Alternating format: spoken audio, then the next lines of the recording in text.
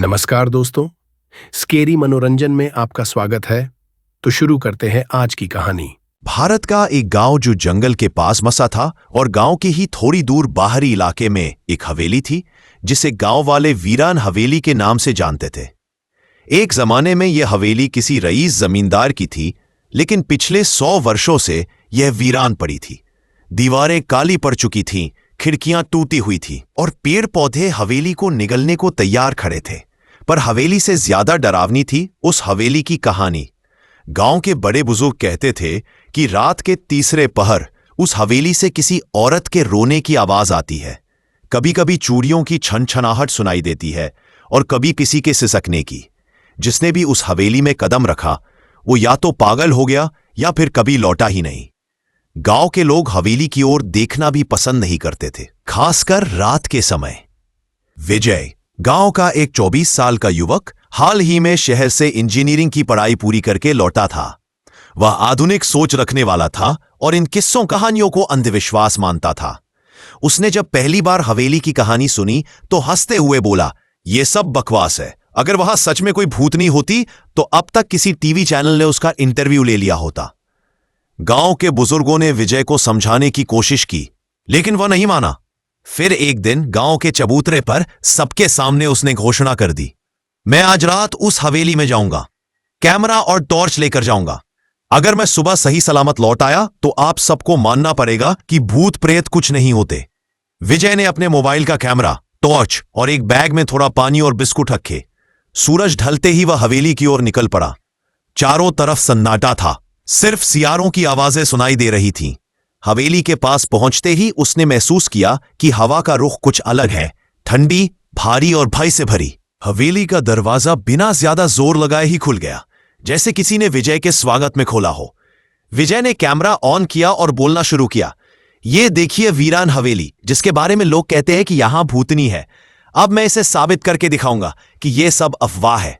हवेली के अंदर घुसते ही धूल, जाले और एक पुरानी गंध ने उसका स्वागत किया। हर कदम पर फर्श चरमराता था और खिड़कियां हवा से टकराकर अजीब आवाजें निकाल रही थीं। अचानक दूसरी मंजिल से किसी औरत के रोने की आवाज आई। विजय का दिल जोर जोर से धड़कने लगा। शायद कोई मजाक कर रहा है। उसने खुद को दिलासा दिया, लेकिन आवाज लगातार बढ़ रही थी, मानो कोई बहुत दर्द में हो। वो धीरे धीरे सीढ़ियां चढ़ा। कैमरा अभी भी रिकॉर्ड कर रहा था। ऊपर पहुंचते ही उसने देखा, एक कमरा आधा खुला था। दरवाजे के पीछे से सफेद सी चमकती परछाई दिख रही थी। जैसे ही विजय ने दरवाजा खोला, कमरे के बीचों बीच एक औरत बैठी थी। उसका चेहरा अध जला हुआ, आंखें लाल, बाल बिखरे हुए और सफेद साड़ी पर खून के धब्बे। विजय डर के मारे पीछे हटने ही वाला था कि औरत ने शांत स्वर में कहा, तुम भी मुझे छोड़ने आए हो? विजय कांपते हुए बोला, मैं तुम्हें नुकसान पहुंचाने नहीं आया। मैं तो जानना चाहता हूं कि तुम कौन हो। औरत उठ खड़ी हुई और उसकी परछाई दीवारों तक फैली हुई थी।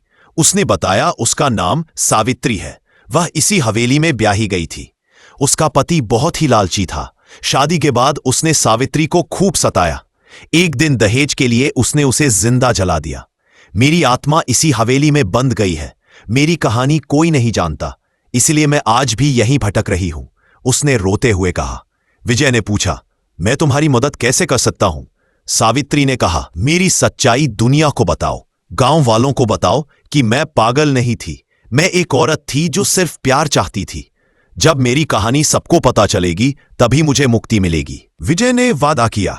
तभी सावित्री मुस्कुराई, एक दर्द भरी मुस्कान। उसने विजय के सिर पर हाथ रखा और बोली, अब जा, सूरज निकलने वाला है। फिर वह हवा में धुएं की तरह गायब हो गई। विजय बेहोश होकर जमीन पर गिर पड़ा। अगली सुबह गांव वाले जब वीरान हवेली के पास से गुजरे तो उन्होंने हवेली के बाहर विजय को बेहोश पड़ा पाया। उन्होंने उसे उठाया और घर लाए।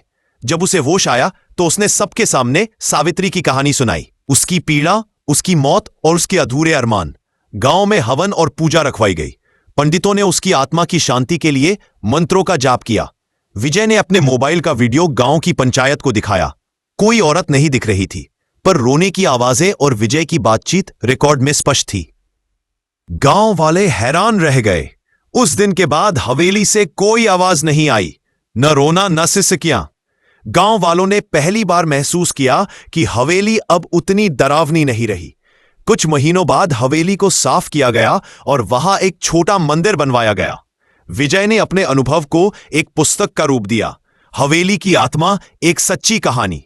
यह कहानी धीरे धीरे वायरल हुई और कई लोग उस मंदिर पर सावित्री की आत्मा को श्रद्धांजलि देने आने लगे। आज भी जब गांव के लोग उस हवेली के पास से गुजरते हैं तो खिड़की पर सफेद परछाई झलकती है, लेकिन अब वो डराने नहीं बल्कि आशीर्वाद देने आती है। तो दोस्तों, कैसी लगी हमारी आज की कहानी? हम आपके लिए आगे भी ऐसे ही कुछ और मजेदार किस्से लेकर आते रहेंगे।